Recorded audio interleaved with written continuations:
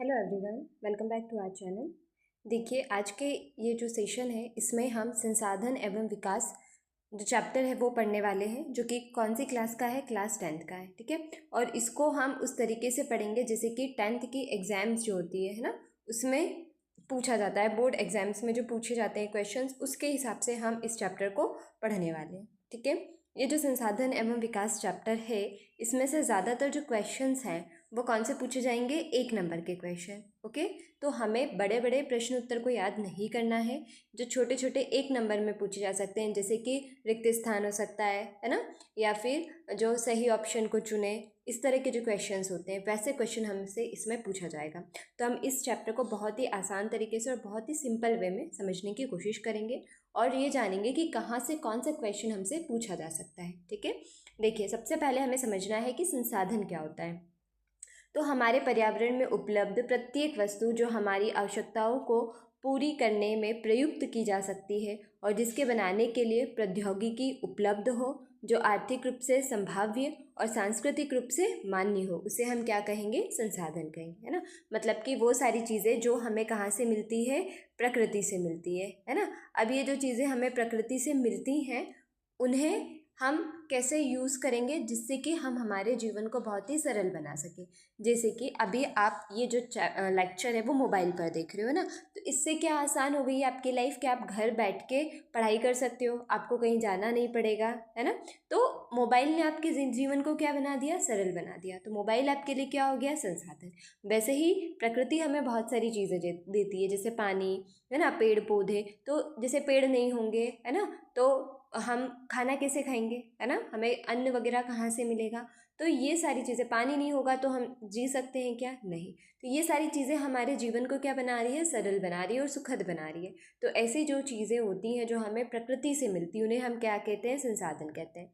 But problem क्या है कि प्रकृति में तो बहुत सारी चीज़ें हैं, है ना। कुछ चीज़ें ही हैं जो हमारे लिए संसाधन की तरह काम करती है ना। और वो किस पर निर्भर करता है कि वो हमारे लिए संसाधन है या नहीं है।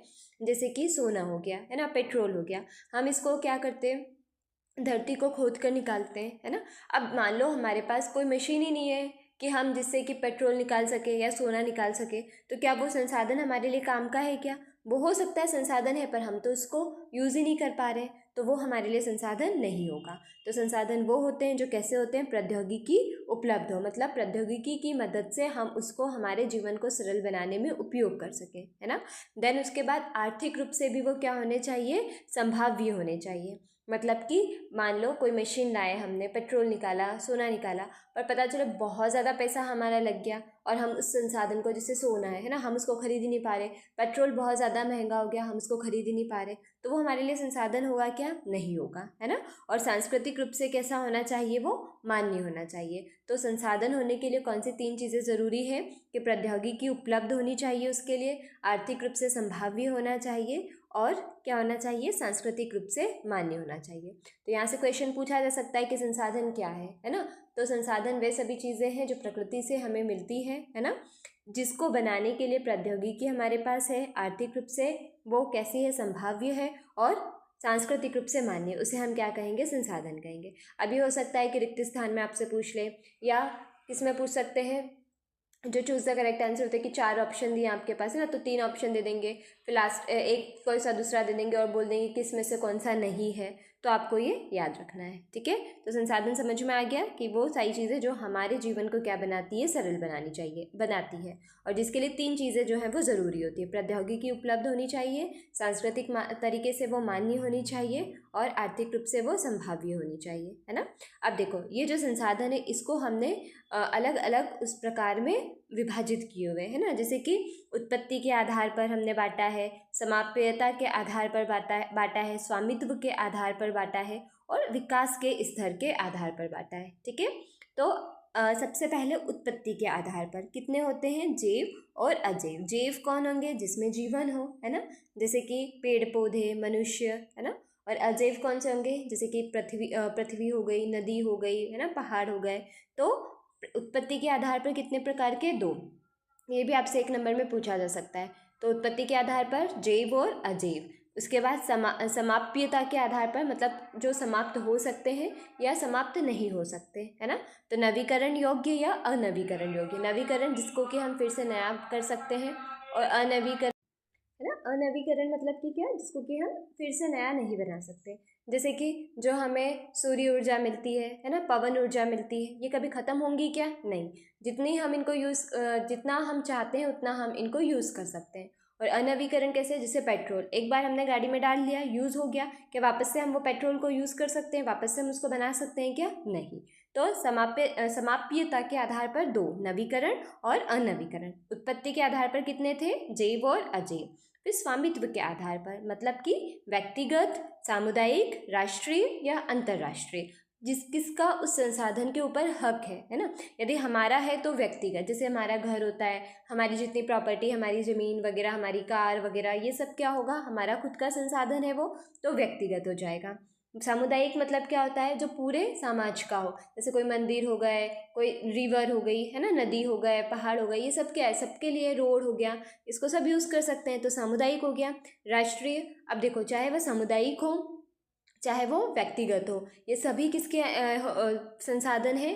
राष्ट्र के संसाधन है। जैसे कि हम भारत है, भारत के अंदर हम लोग रहते हैं, तो हमारे जो भी संसाधन है सारे, वो एट द एंड हैं किसके? पूरे भारत के। ओके। देन विकास के स्तर पर कितने प्रकार के होते हैं? 4 प्रकार के होते हैं, ठीक है। संभावी, विकसित, भंडार और संचित कोश। संभावी, विकसित, भंडार और संचित कोश, ठीक है। अब बस आपको इसको एक बार ऊपर ऊपर से पढ़ना है, क्योंकि आपको इसमें से 1 नंबर का आने वाला है, तो सबको बहुत ज़्यादा नहीं पढ़ना है।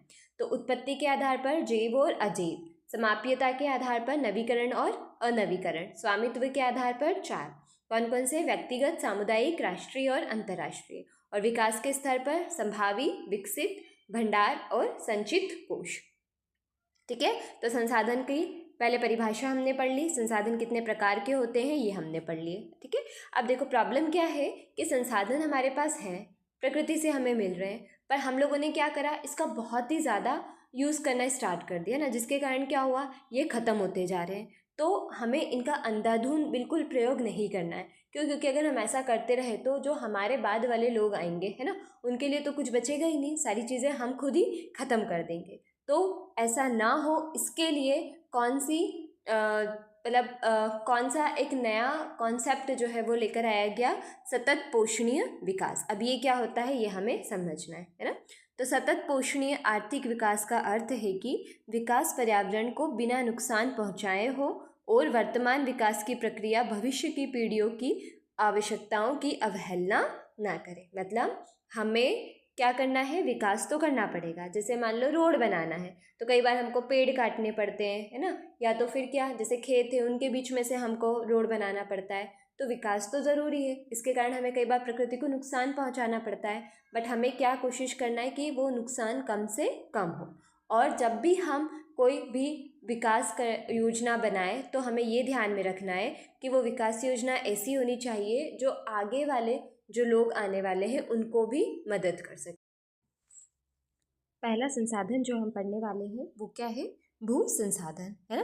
तो भू भी क्या है? हमारे लिए एक संसाधन है। अब भू से हमें क्या मिलता है? तो जितनी भी प्राकृतिक वनस्पति है, वन्य जीव है, मानव जीवन है, आर्थिक क्रियाएं, परिवहन, संचार व्यवस्थाएं, सारी चीज़ें जो है वो किसके ऊपर होती है? हमारी ज़मीन के ऊपर होती है ना। ज़मीन के बिना तो हम इमेजिन ही नहीं कर सकते कि हम लोग जिंदा रह पाते, है ना। तो ये हमारे लिए क्या है? बहुत ही ज़रूरी संसाधन है। पर हो क्या रहा है कि इस संसाधन का भी हमने बहुत ही ज़्यादा प्रयोग करना शुरू कर दिया, जिसके कारण इसमें भी क्या हो रही है? बहुत सारी दिक्कतें हो रही है, हमारी ज़मीनें ख़राब होती जा रही है। तो हमें क्या आवश्यकता है कि हम इसका संरक्षण करें, है ना। अब देखो यहाँ पर आपको जानना क्या है, या हमारी एग्ज़ाम के लिए क्या इम्पॉर्टेंट है कि जो भू संसाधन है उसको हम अलग अलग उद्देश्य के लिए यूज़ करते हैं। जैसे कि वन के लिए, है ना, क्योंकि जो भू है उसी के ऊपर क्या होता है? वन भी होते हैं। फिर उसके बाद कृषि के लिए हम इसका उपयोग करते हैं। फिर उसके बाद कुछ ज़मीनें ऐसी होती है जिनको कि हम चारागाह के लिए यूज़ करते हैं ना, जैसे कि जहाँ पर क्या होते हैं, जो भी हमारे मवेशी है ना, जैसे कि जो भी गाय है, भैंस है ना, उनको चराने वगैरह के लिए छोड़ देते हैं, तो उस तरह की भी भूमि हमारे पास होती है। देन उसके बाद परती भूमि होती है, जिसको कि हम कभी कभी जो है वो जोतते हैं और कभी कभी ऐसे ही खाली छोड़ देते हैं। उसके बाद शुद्ध बोया गया क्षेत्र, जहाँ पर हम क्या करते हैं? हमारी कृषि करते हैं, ठीक है। तो इस तरीके से हमने हमारी जो भूमि है उसको विभाजित किया हुआ है। अब हमारे लिए भारत में भू उपयोग प्रारूप है ना, कि हम कैसे यूज़ करते हैं ज़मीन का। तो भारत में जो भौगोलिक क्षेत्र है वो कितना है, 32.8 लाख वर्ग किलोमीटर। तो ये आपको याद रखना है, ठीक है, कि भारत में भौगोलिक क्षेत्रफल कितना है, 32.8 लाख वर्ग किलोमीटर, ठीक है। इसके अलावा हमारे लिए ज़रूरी क्या है यहाँ पर पढ़ना कि हाँ देखो, जैसे अभी हमने पढ़ा कि जो भूमि है उसमें हम क्या क्या करते हैं, सबसे पहले तो कि वन लगाते हैं, है ना। देन उसके बाद कुछ को हम कृषि के कार्य में यूज़ करते हैं, कुछ को हम क्या उसमें यूज़ करते हैं, जो चारागाह वगैरह बनाने में यूज़ करते हैं, है ना। तो वन में हमको कितनी भूमि यूज़ करना है वो कहाँ पर बताई गई है, जो राष्ट्रीय वन नीति है हमारी 1992 उसमें।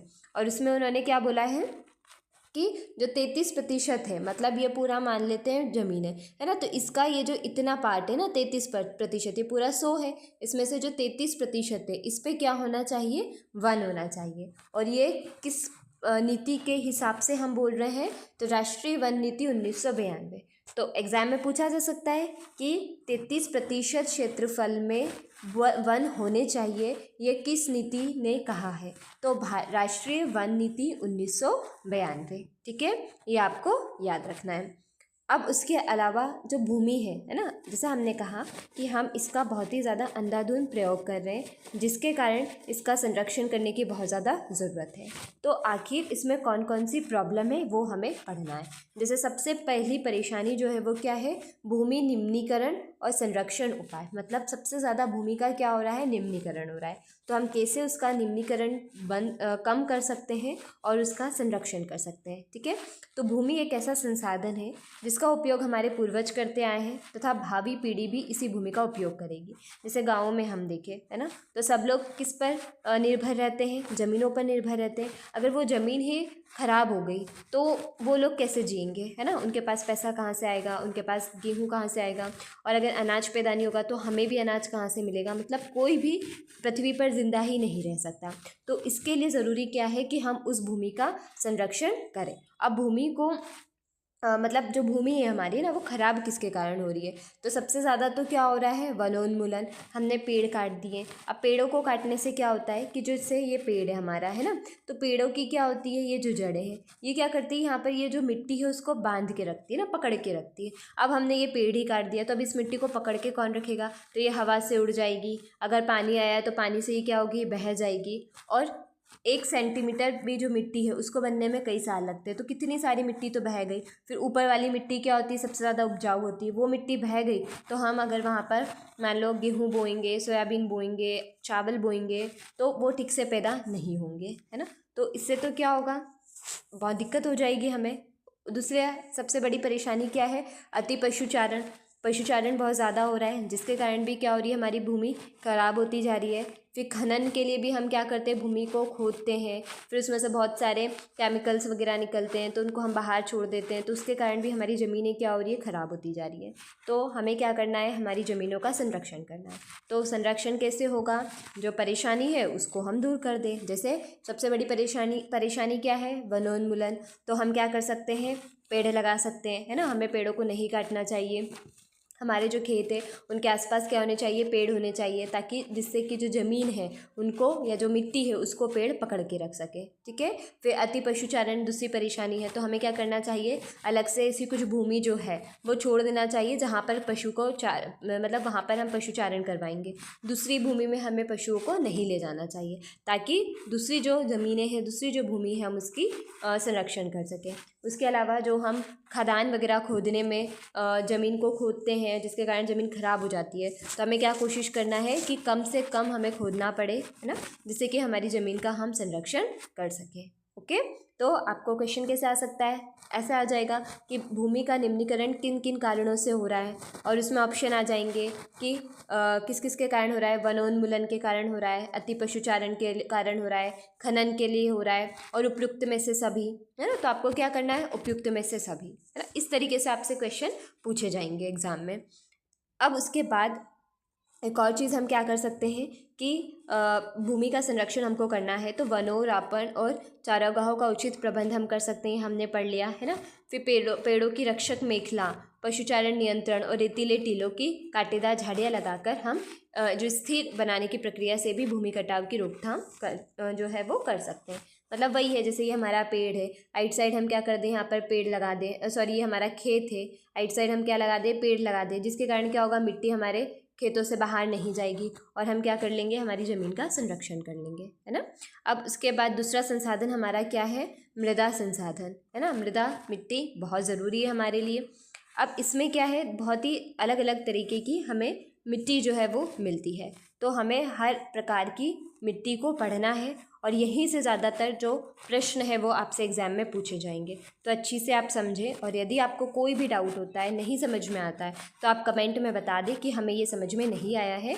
हम जो भी आपका नेक्स्ट लेक्चर होगा उसमें आपके डाउट को क्लियर कर देंगे, ठीक है। देखो, सबसे पहली मिट्टी कौन सी है, जलोढ़ मृदा।